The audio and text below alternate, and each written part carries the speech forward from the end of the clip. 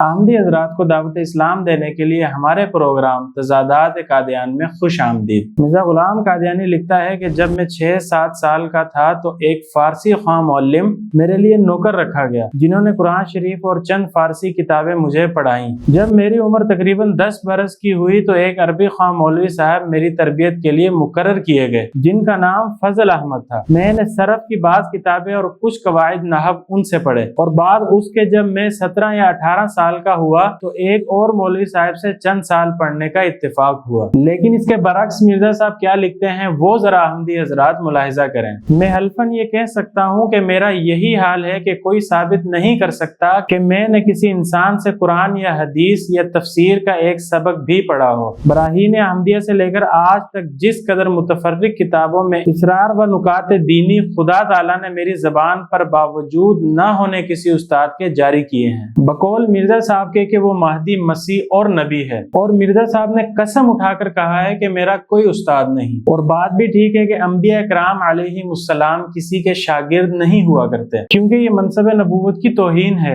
आज जिस बच्चे ने किसी उस्ताद से पढ़ा होगा और उस उस्ताद ने उस बच्चे को कान पकड़ाए होंगे, तो वो बच्चा कल किस मुंह से नबी बनकर उस उस्ताद को अपने ऊपर ईमान लाने की दावत देगा। लेकिन अहमदी हजरात जरा खुद फैसला करें कि मिर्जा साहब की किस बात को माना जाए। एक तरफ मिर्जा साहब कहते हैं कि मैंने किसी उस्ताद से नहीं पढ़ा, और दूसरी तरफ मिर्जा साहब कहते हैं कि मेरे लिए उस्ताद मुकर्रर किए गए। अब इसमें से कौन सी बात दुरुस्त है? अहमदी हजरात जरा खुद फैसला करके हमें बताएं।